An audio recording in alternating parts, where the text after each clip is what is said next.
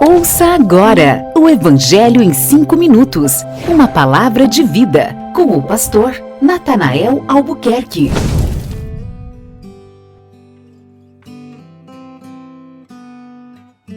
Muitas pessoas entendem que prosperar é melhorar de vida, ter mais dinheiro, mais reconhecimento, talvez até um pouco de fama e poder. O que muita gente não sabe é que essas coisas não são a medida da verdadeira prosperidade. Vamos falar sobre isso hoje para que você entenda o significado bíblico da prosperidade e encontre uma vida mais plena, conhecendo a verdadeira prosperidade que vem de Deus. Primeiramente, entenda que a prosperidade não se relaciona com a situação em que você está, nem com a quantidade de coisas que você tem.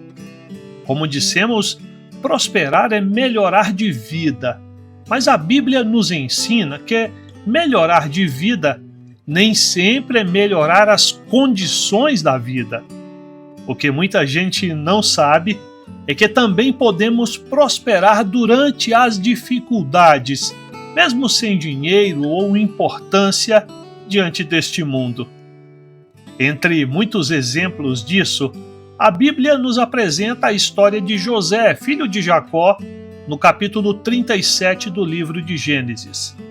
Seus irmãos tinham inveja dele e, assim que tiveram oportunidade, arrancaram suas roupas, jogaram José no fundo de um poço e depois o venderam como escravo. Ele deixou a condição de filho preferido de seu pai para se tornar um escravo no Egito. Sua posição mudou, sua condição mudou, mas o propósito de Deus para a sua vida não havia mudado e ele continuaria prosperando mesmo em meio às dificuldades. A prosperidade tem um propósito, porque aquilo que Deus coloca em nossas mãos deve servir aos propósitos dele. José não estava prosperando apenas porque era inteligente ou porque fosse um bom administrador.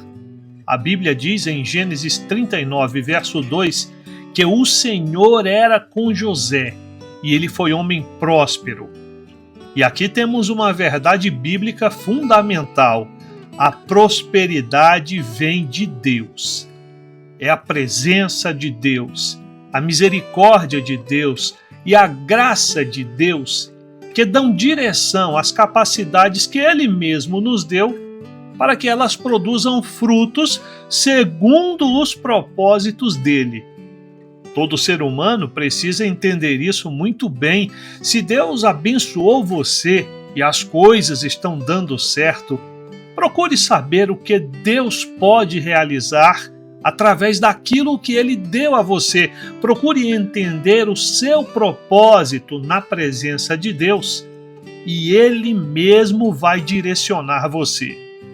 Agora, entenda, a direção de Deus não significa uma blindagem para proteger aquilo que você possui. Para Deus, aquilo que você é diante dele é mais importante do que aquilo que você tem diante dos homens. Acredito que você conheça a história de Jó. O próprio Deus declara que ele era um homem íntegro, reto, temente a Deus e que se desviava do mal. Mas mesmo assim ele perdeu tudo aquilo que possuía, incluindo os próprios filhos e a saúde. Deus, entretanto, guardou a vida de Jó na falência, no luto e na doença, e quando a provação passou, ele deu a volta por cima e se tornou não apenas mais um homem rico, ele prosperou da condição de um homem que conhecia Deus apenas de ouvir falar, para alguém com um relacionamento muito mais profundo e pessoal com Deus. Pense nisso. Certamente você deseja prosperidade, mas pode ser que os seus dias bons ainda não chegaram. Talvez o seu dinheiro não seja suficiente, ou você até esteja se sentindo como José, traído, traída, jogado no fundo do poço, um escravo em terra estranha. Quem sabe o seu coração esteja como o de Jó, vivendo a ruína, a dor do luto ou a doença que não pode ser curada.